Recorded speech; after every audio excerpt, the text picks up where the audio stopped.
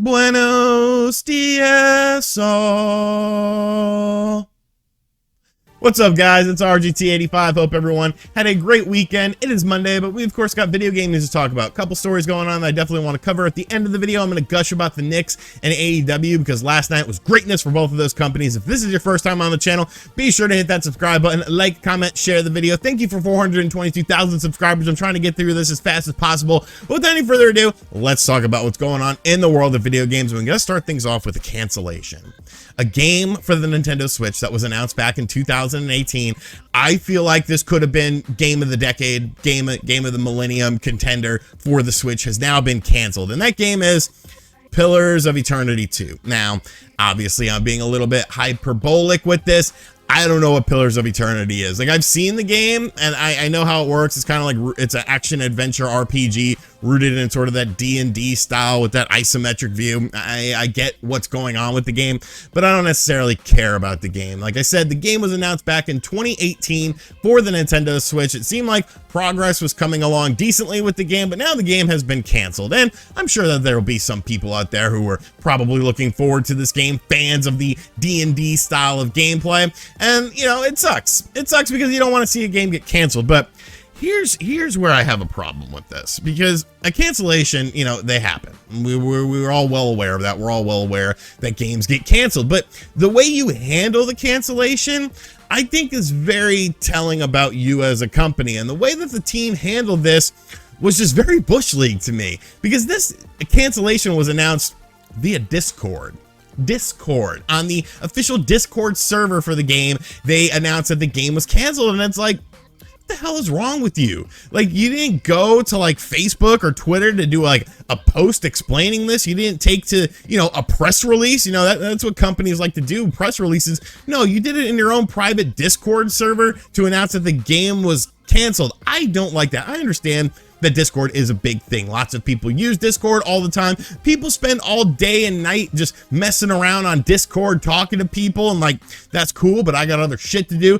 But to cancel your game via Discord, I don't know. That feels very, very Bush League to me. So if you were looking forward to Pillars of Eternity 2 on the Nintendo Switch, I'm sorry to be the bearer of bad news because you're probably not on their Discord server, but yes, the game has been canceled. I know that there's other games in this style. I believe Pillars of Eternity 1 is out on the Nintendo Switch. You can also get the Baldur's Gate games, Divinity, Sin, or whatever they're called. Those games are available on the Switch too. Lots of different options, but yes, Pillars of Eternity 2 absolutely canceled via Discord. And I don't like it. I don't like it. Am I wrong in this? Is Discord an appropriate place to announce a cancellation of your video game? Am I just an old fuddy-duddy man? Let me know in the comment section down below. Next up, Britain's Finest has come out with some very interesting information, and that is, of course, Modern Vintage Gamer, known as MVG, known as the Englishman, the pride and joy of Great Britain and England. I don't know what they call the UK. Actually, I think England like left the UK or something like that. I don't know how that works. I don't pay attention to things that don't really impact me directly, but Modern Vintage Gamer, of course, is a dude. He knows his stuff. He's a very technical dude. He's literally made video games for various systems, including the Nintendo Switch, with games like River City Girls, Quake, all that sort of stuff. So see, he knows what he's doing. He knows his way around a piece of hardware, if you know what I'm talking about. Anyways, he made a very interesting discovery recently. I don't know if he made it, but he's the one who made this, you know, kind of in the forefront, and that involves the PlayStation Vita. Now, the PlayStation Vita is, of course, a great system. I'm a late adopter to the PlayStation Vita family. I absolutely love that system, but it seems like you're able to run PlayStation Vita stuff on the Nintendo Switch, and it's actually not done via emulation, it's done natively. Essentially, the way I gathered it, like, I'll put a link to his video in the description box down below. It's basically the Nintendo Switch processing system is like twice the thing that the Vita was, but at its core, you can actually run the Nintendo Switch in the half mode, which is essentially what Vita stuff was running. So we're not talking about necessarily emulation with this, we're actually talking about a proof of concept of Vita running natively on the Switch hardware. Now, obviously, you got to have a hacked Switch, all that sort of stuff, but I think it's interesting that apps from the Vita are running natively on the system, because even if you take away the native aspect of it, even if you just look at it from an emulation side of things, I'm actually someone who would love to see the Switch get hacked just so that you could run emulators on it. Like, I've been looking at all these handheld emulation devices as of recent, and like, I sit there and I'm like, I would just rather buy a Switch Lite, hack the thing, and then for $200, I have a pretty beefy system that can run emulators and homebrews and things of that nature, systems that are never going to come to the Switch anyways. So like, who really cares? I mean, looking at the emulation and the, I guess, piracy side of things for a lot of Nintendo handhelds, it's always been around. I had my Nintendo DS. You could buy like this stupid little $20 thing on it, and then you would use like a donor card for it, and then you could run like any retail game on it. But I still bought games for it. What was the thing called? Max Action Replay, I believe it was called, something like that.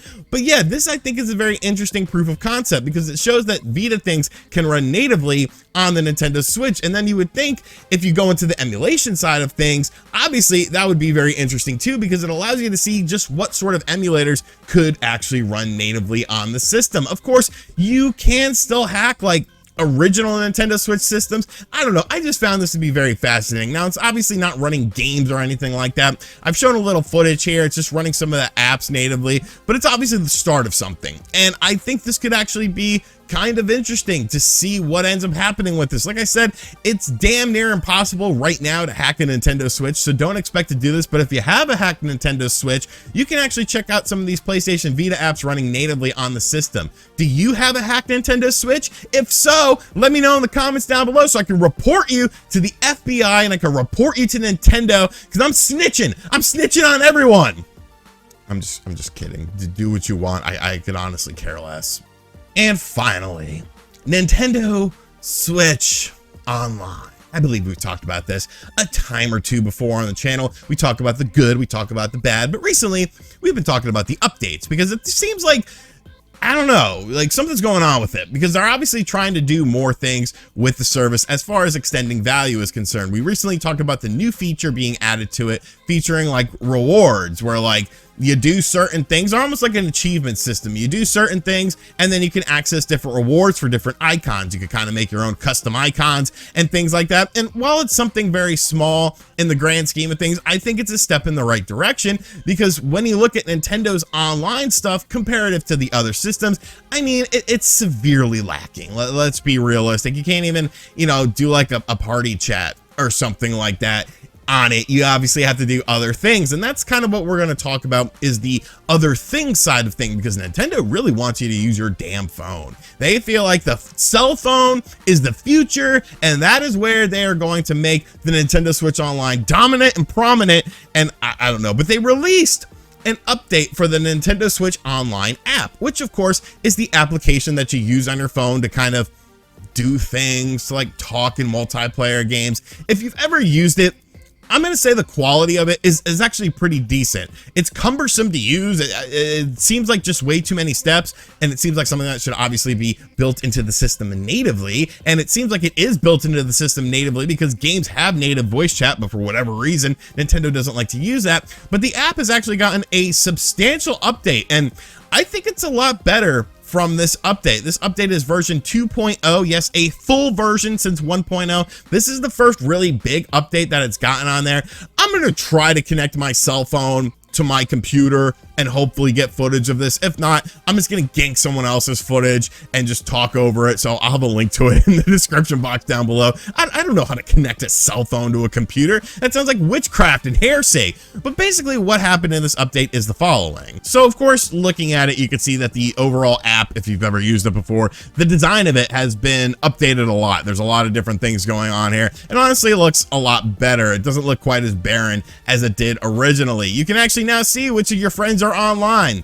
Yes, that was something that was not included in the app to begin with. It was kind of a guessing game. You had to like link up with people in order to play or switch games online and use the voice chat. But now you can see what they are doing. You can see if they are online, what games they are playing, kind of like you could see it natively on the system, which once again, I don't understand why this isn't natively on the system, but that's a good thing. You can view your friend code if you want to now, because you couldn't do that before. But I think one of the cool things is you can actually change your online status settings as well. So if people are bothering you or something like that, you could turn it off so that they won't bother you anymore. Obviously, there's some other changes, very minor things that have been changed in this as well. But I like the overall look of this. I like the functionality of it, and I think adding in these basic things, as basic as they may be, it's better to add them in, you know, whenever than just not have them. Now, of course, there's still the whole thing about why this isn't just on the system. Like, make an app on the system that you can use that like pops up. Like, it can't be all that taxing to run this app alongside of a game on the system. It would make things just so much easier. You plug in a freaking headset when you're in handheld mode, but this is a step in the right direction. And I think, cumulatively speaking, it's kind of interesting to watch Nintendo trying to do things with the Switch Online service as far as adding in value. Of course, you could talk about the games, you could talk about the expansion pack service, you could talk about the fact that they recently, of course, last year, updated the online services and infrastructure for a lot of their games, and then doing things like adding in rewards, doing things like improving your little voice chat app. I think these are all very positive things and things that need to be consistently done, you know, need to be consistently looked at, because I mean, it's ridiculous how paltry the service is comparative to other services, but as its own little thing, it's becoming better. So do you use the Nintendo Switch voice app system thingy on your Nintendo Switch, or do you just use Discord? Do you use Discord to talk with the developers about Pillars of Eternity 2 and ask why they canceled the game? And that's how you found out you were playing a Nintendo Switch Online game, and then you were in their Discord server and they told you and it crushed your dreams. Let me know in the comments down below. Alrighty, so that's going to do it for today's video, but before we go, we have to talk about the Knicks, we have to talk about AEW. If you don't care about basketball, you don't care about wrestling, thank you for watching this video. Hit that subscribe button on your way out. Enjoy your day, and I'll catch you on the next one later. But if you like the Knicks or basketball and you like wrestling, stick around just for a little bit because we're going to talk about it.